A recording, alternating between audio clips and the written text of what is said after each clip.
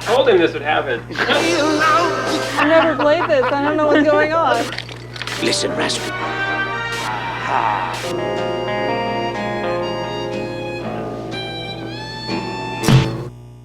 Perfect. So we're just going to talk. Hello, everybody. It is Heather again, and we are here with the last of our Amnesia Fortnight projects. This is the Hideous, which I've been very excited to play because it's kind of like a puzzle type of game. And I'm here with the project lead, who, will you please introduce yourself for the wonderful people at home? Hi, my name is Lisette Titre-Montgomery, and I'm currently an art director at Double Fine on Psychonauts 2, and this is my Amnesia Fortnight project called The Hideous. The Hideous, Amnesia Fortnight 2019, which feels forever ago. It feels like I wasn't even around. a different lifetime. Oh, very much. So let's click on that. Here are all the controls. So pretend that I know nothing about The Hideous, Lisette. What can you tell me about The Hideous? What kind of game am I about to start playing? So this game was like inspired by a few of the popular games that were out at that time and my love of Cthulhu lore.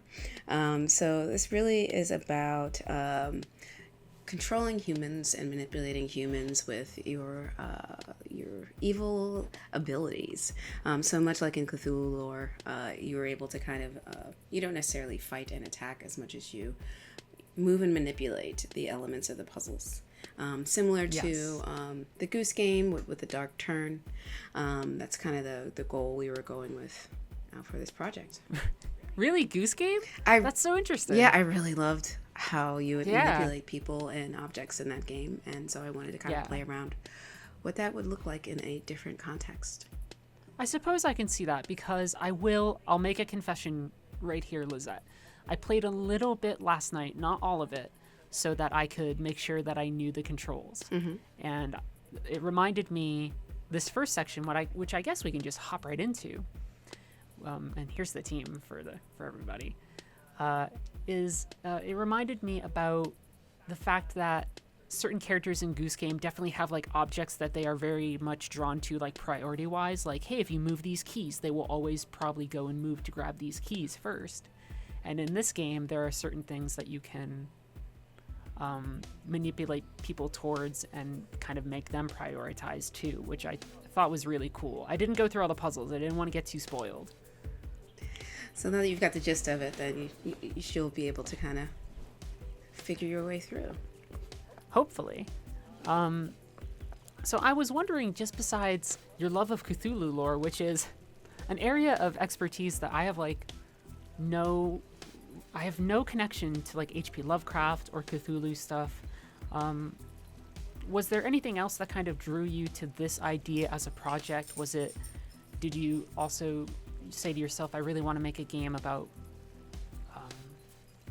puzzles, or was there even like a thematic thing, a thing about changing? Because when I talk to people about these projects right now, they always have different starting points. So I was kind of curious where this project started in your mind. Kind of what was the first kernel of an idea that you really, really had? I think the first kernel of an idea that I had was I like the idea of duality. And that the world can react to you in very different ways depending on how you present yourself. Which is, if I'm in the shadows here, for instance, we can show people. Right. So your dark side is only visible in the shadows, and then once you step into the light, of course, you are in your human form. It starts to disappear. Right. So I like the concept of duality and being able to, control when you can switch, and then also kind of using the environment to play around when those switches can happen. So you can constrain the mechanics when you're in the light, but you can do a little bit more as Cthulhu and Cthulhu when you are in shadow. So that's sort of the duality aspect of it, I think, was really interesting. And I guess that could really affect what you could do puzzle design-wise too, depending on how much shadow you make available or things like that, right? Yeah. And then also, I forget that there's this mode too, which is the selectable things. Yeah, you can inspect your objects to kind of see, what may be available to you. Where in the environment I might be able to direct someone, because I did get through this puzzle, which is you charm someone, right? Mm-hmm. And you can it's actually like a really fun little thing to mess around with. This I can make them look and go to wherever they need to, but they have certain drives and things. Like the puzzle right here is figuring out what is the thing that will get them definitely away from the door. Mm-hmm. So I know the solution, so I'm gonna cheat my way through that, which is the fountain. Because they say they'd rather be fishing. You go from there. Now, out of, I guess, my curiosity, could you talk a little bit about your relationship then to Cthulhu lore and things like that? Because, kind of like I said, that's a thing that I don't know so much about. So I'd be curious to know what you find compelling about it. What are the things about that sort of stuff that you find really kind of cool, right? Because we all have different passions, and Cthulhu lore. That's, I don't know, I know nothing about it, so what can you tell me? I think one of the more interesting draws to Cthulhu lore, besides, the challenge with H.P. Lovecraft as a whole, is mostly his reliance on psychological manipulation and torture. It's less about the violence and, the physical confrontations. It's more about mind control and how Cthulhu can, manipulate and torture people through mentally. So I think that's why a lot of people are kind of drawn to, Lovecraft lore and in particular Cthulhu lore.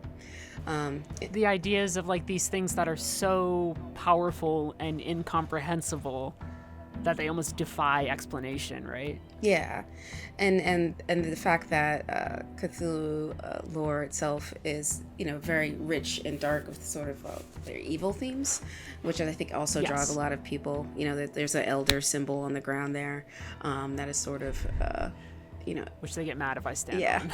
Which is... They don't want me standing on that, which is fair. Right, which is evocative of, the culture that, and people who are really into Cthulhu are very much into the underworld and dark subjects. And I was also really, I read Lovecraft Country before I watched the HBO show, which I highly recommend. Oh, yeah, that's right, yeah, totally. So I thought that, this would be an interesting, topic to explore in a video game, not just in a TV show or on film.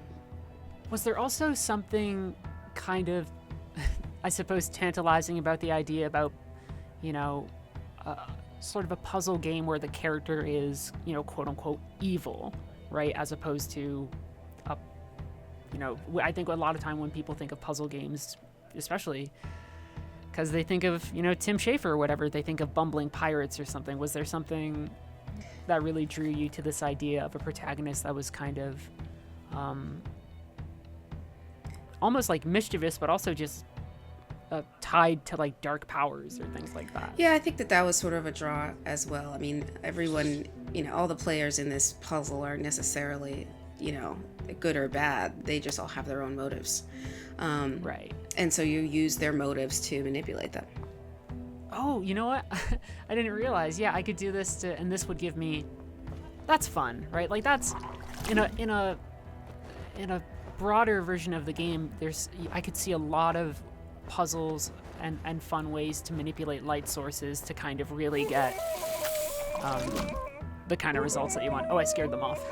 He'll come back. I need them back here for the puzzle. He's got to do his ritual. We all have rituals. Yes. My ritual right now is too much caffeine every day. Far too much. Yeah, I definitely have those vices and rituals as well. Yeah, I think, well, if they're in ritual, what do we have here? We can create more shadow, or we can, what if we got them to be paintings or whatever? Right? They gotta focus on their ritual. Oh, he wants I think he might want the lights out a little bit more too, though. Because that's what they're saying. Mm-hmm. I should pay attention to what they're saying. I don't want to embarrass myself. The last thing I want to do is play your prototype or anybody else's prototype and bumble around like a I think, like a silly fool. This is a puzzle game, so bumbling around is part of the mechanic, right? Yeah, I guess that's some of the fun, right? Is there a way to turn out? I guess the fireplace, right, would now be the next source of light, right? I hope I'm getting it right. You'll also notice that... Oh, shadow. Yeah, they're blocking it now. Can I use that to maybe get back here? Because I have an idea now. I think I have an idea. I think it's... Because right now, if I were to do this and try and head over here and like maybe possess them, I think I get all not evil. Right? So you really do have to kind of, you have to do your powers as Cthulhu in the dark. So a lot of it is creating darkness for yourself so you can progress. Yeah.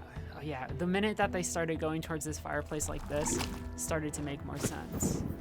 Right?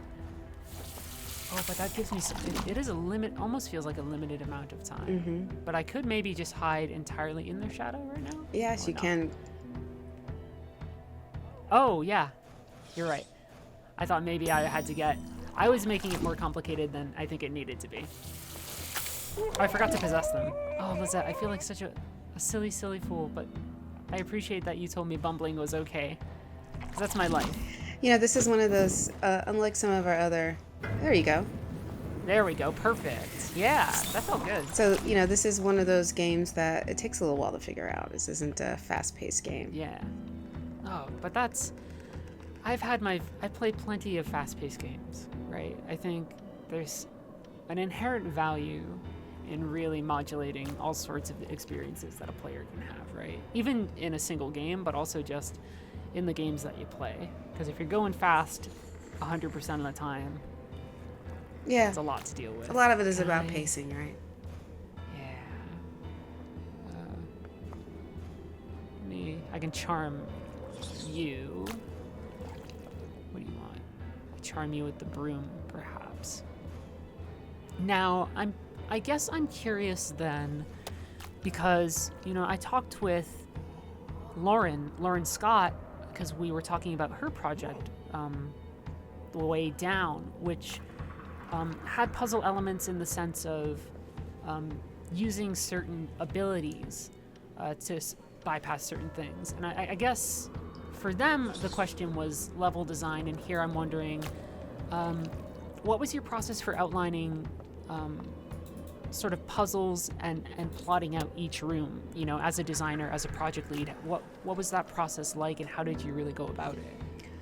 So me and the team, we sort of brainstormed some of the scenarios that we can create with the resources we had, and the AI, which we had a lot of support on from our internal team. So we were really thinking about like what are the scenarios we can kind of get Cthulhu to manipulate these people into, you know, sort of interacting with objects that would keep them engaged.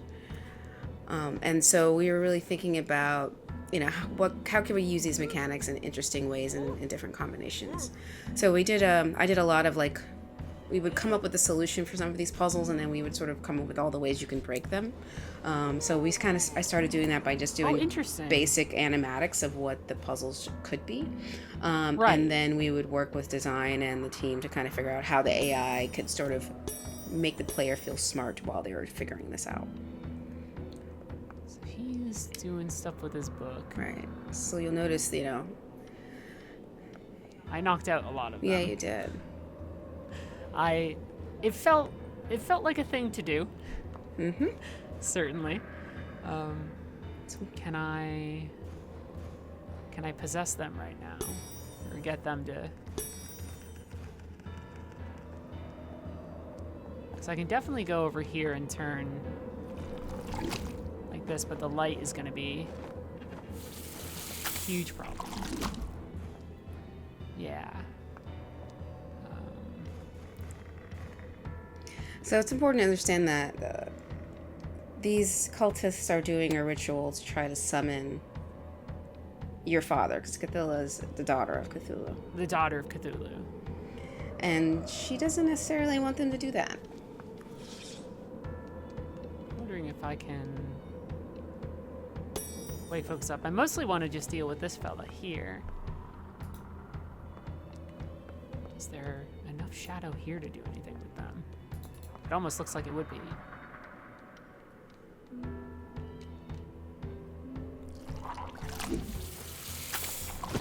There we go. I was looking for the right amount of shadow. and kind of repeating, because I knew eventually, because of the first room, right? Because of that sort of anti-piece in the first room, teaching me to send people into the portals, I was like, how do I get that? My main question was, how do I get somebody to walk into the scary Doom portal? Which is always very, very good. Now, I suppose a question that I would have here is, if this was a game, that was expanded upon, I guess a question that I would have too would be, were there any discussions about other sorts of powers that the main character would have besides charming and possession? Was that like a broader discussion about maybe some of the other verbs that she might be able to use? Or was it something where you had an idea early on about how much or how little you wanted her to do? I think when we first were sort of talking about what abilities, we could pull off in the time we had, and then what would be, the bigger picture of her abilities, I really wanted to start, ramping up to her ability to psychologically and mentally control things.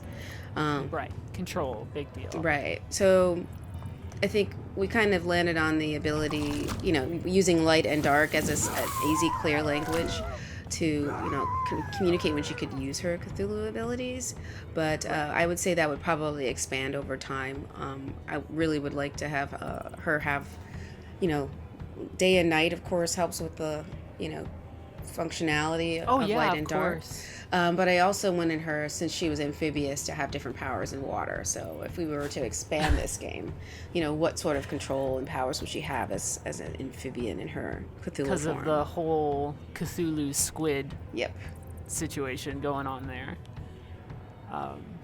Yeah, and I could see, I guess there's a version of that where there's, it wouldn't be the same thing, but as time goes on and she learns more about her powers or whatever, she learns all sorts of different things.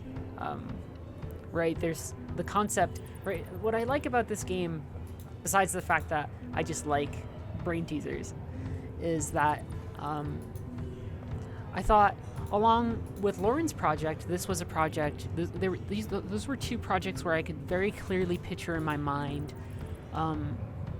the way that it would either curve upwards or downwards, right? Where hers was adding in a bunch of different powers that you would remove. Here, when I was playing last night, I was thinking about, like, what are, I forgot to transform. What are the ways in which this character could grow, which I thought was an exciting question, even though I don't know if I have ideas of what I would want to do. Oh, will the light pillar mess with me here, the moving light? Yeah, it's a very, timed, very particular window where you can kind of... Right. Oh, yeah, because I definitely have to get them down here, is definitely what that is. And, of course, if they see you in your form, they run away, and that gives you a harder time. And that makes it a little harder. Yeah. I was wondering, because we've spoken for a couple of things now, and I always like it because you have such a wonderful range of projects that you've worked on, and such a kind of really rich history within the industry. But I always wonder, each project feels like an opportunity and a new challenge, right? So I was wondering if you'd be able to tell me what were some things that maybe you learned from this process that maybe you hadn't... Oh, no, I'm going to mess it up. I was going to say that you learned from this project that maybe you hadn't even considered before working on this project. What were the lessons really learned from this for you? Yeah, this was well, I've worked on, I think this is my 15th game in my career.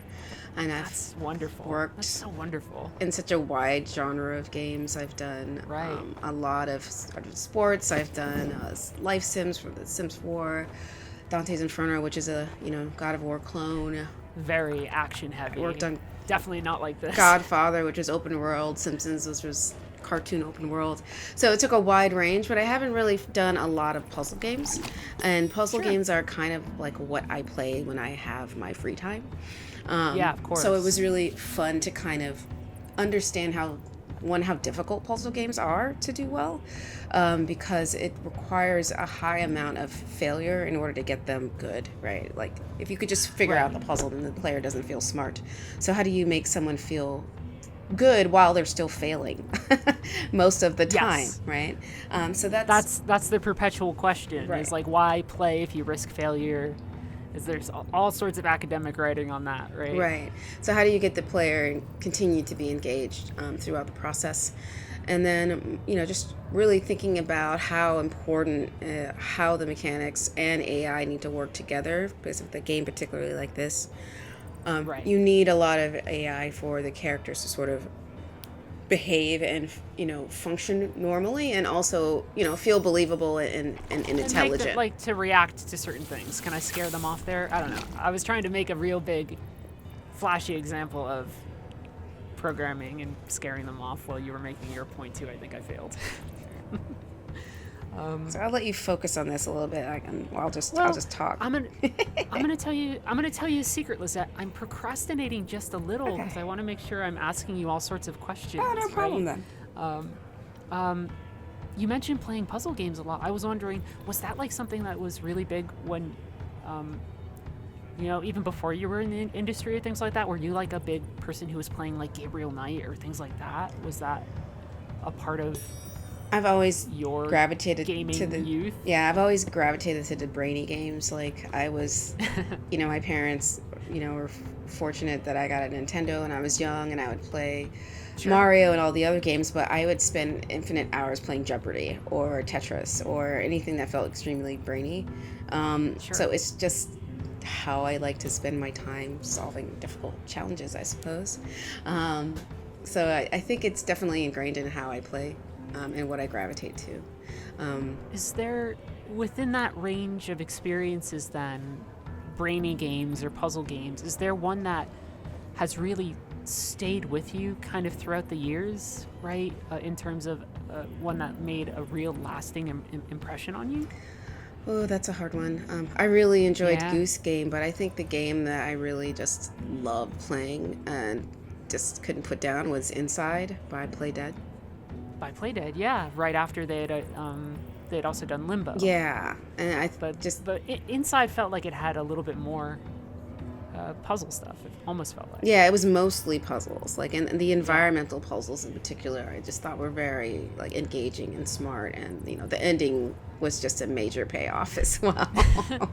I want to spoil it for the world, but I won't. But also, I can't. You know what? Now that you say Inside, and I think about this game and the idea of monsters and hideousness and things like that, I see a connection. I can't help but see a connection, right? Yeah, and I'm not usually I don't usually gravitate to the horror genre, like for film or movies.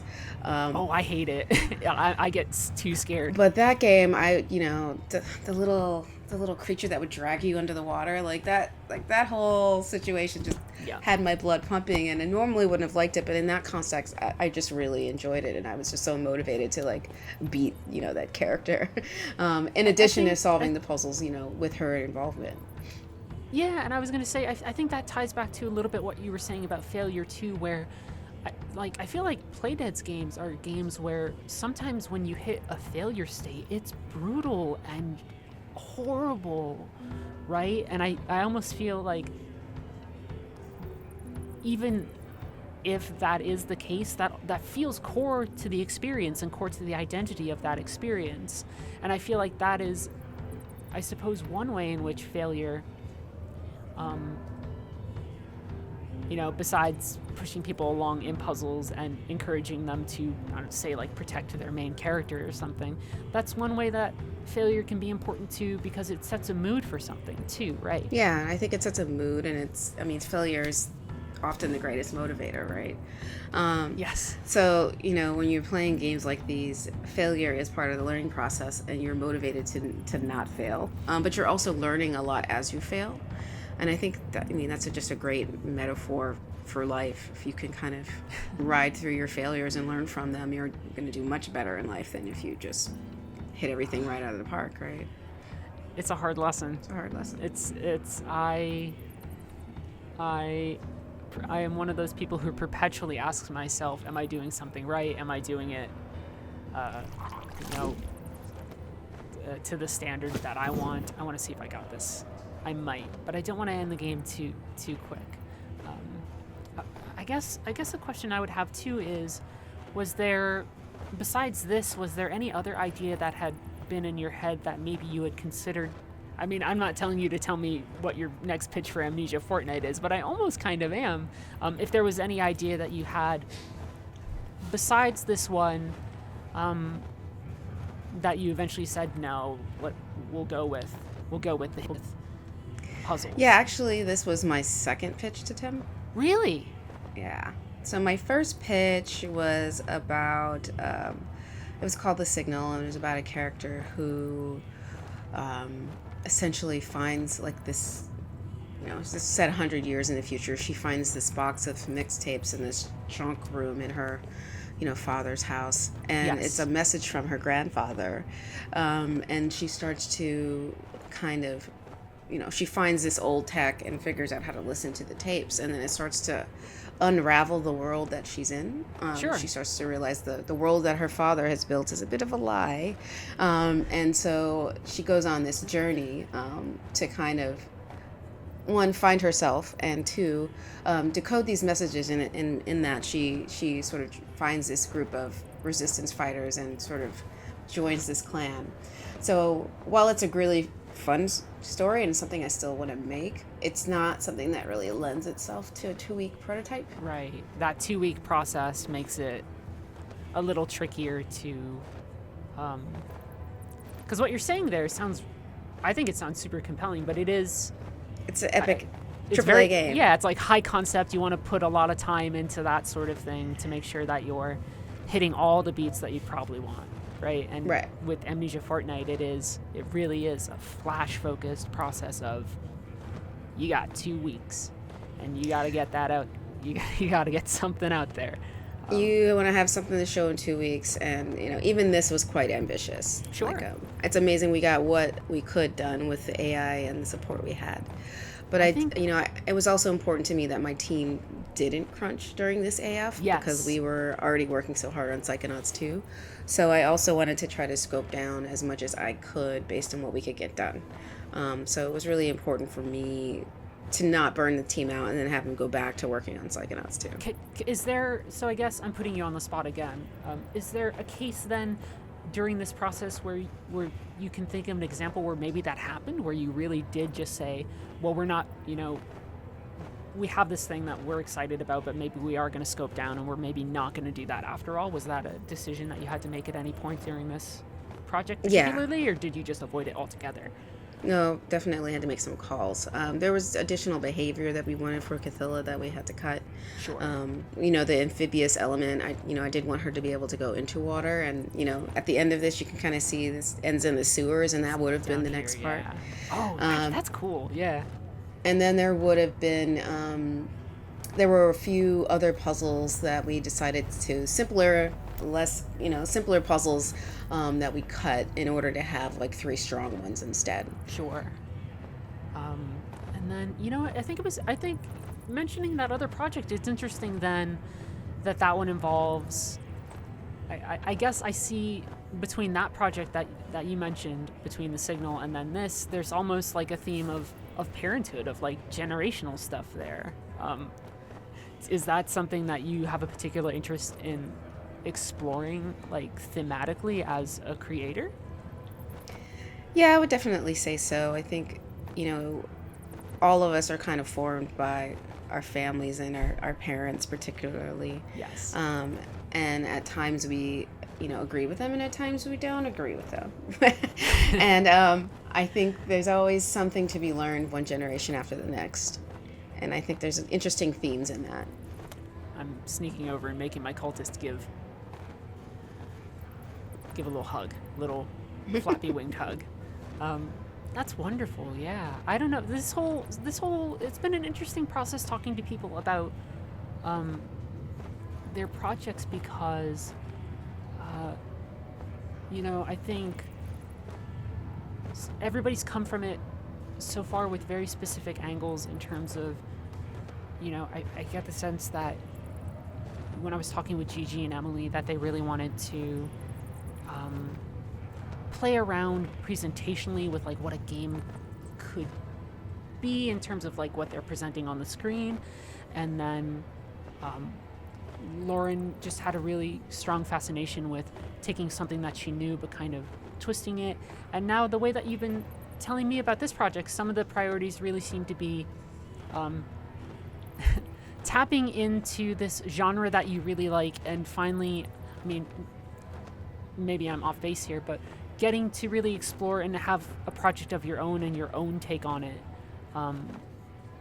Right. And I think that's really, really cool. Yeah, I think what you're seeing are people looking for ways to express their interest in voice through games.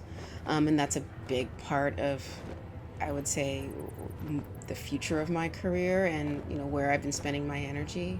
Yeah. I spent a lot of time with the nonprofit that I'm on the board for called Game Heads, talking with our students about how they can use their own voice in games so that we can, push the genre forward and find new ways of play. Because I think that was also getting people involved, not to interrupt you, but I think they're the same organization too that we're getting an intern from. Am I correct? Yes? That's great. Yeah, so I think it's about the next generation and what gaming means to them, and I think it's something that is evolving quickly, Yes. and that we just need new voices as that evolution is happening, so that we're including more people. Yeah, giving people those chances, finding ways for them to express themselves, but it's also I think it's this thing where, coming off of journalism, that was a sphere where I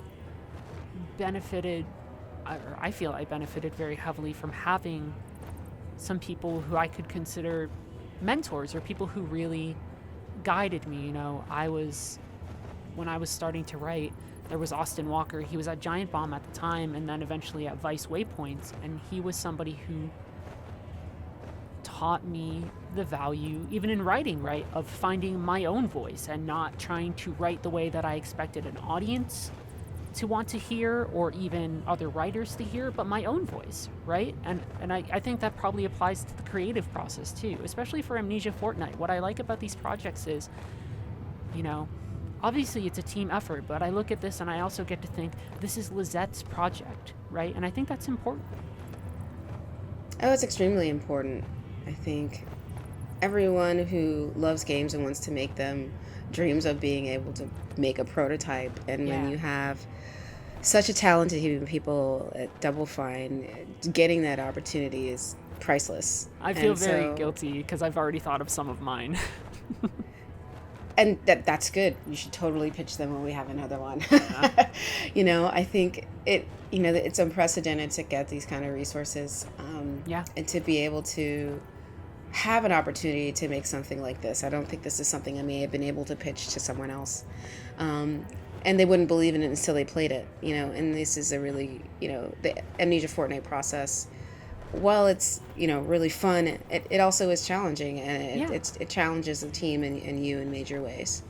But you learn a lot from it. Yeah, and we walk away having flexed our muscles, I think, in ways that either, we hadn't before because, we're working on a project and a lead comes up with an idea that we wouldn't have considered, right? I'm projecting, right? I've never done an Amnesia Fortnight.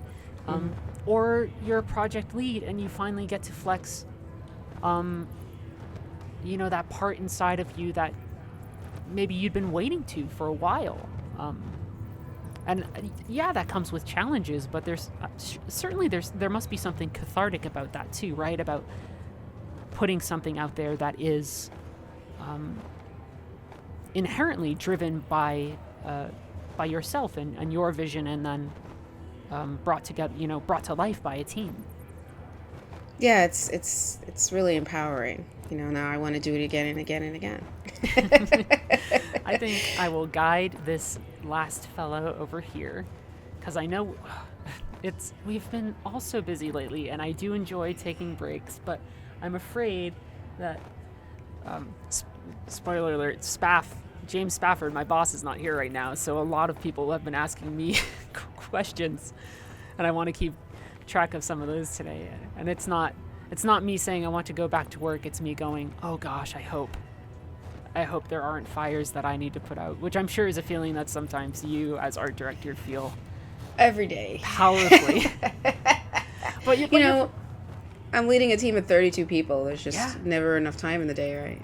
I know it's well, I don't know that, but I mean, it is definitely, we're in the middle of a process that has been moving faster and faster and faster, and it's been very reassuring to see it come together. But I know that it has, just like an Amnesia Fortnight project, except even larger, right? Its own challenges. And I will ask, how darn good did it feel to maybe do something other than Psychonauts for a little bit? Was that pretty good?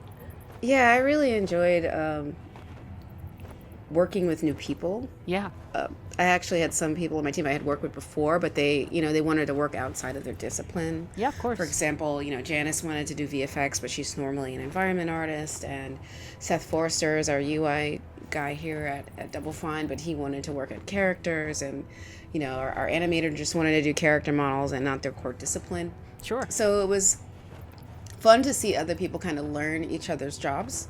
And also appreciate what everyone else did, in addition to everyone just kind of scrambling and working together as a team to figure things out. So that, the people who really embraced that process, I think, got a lot from it as well. Yes.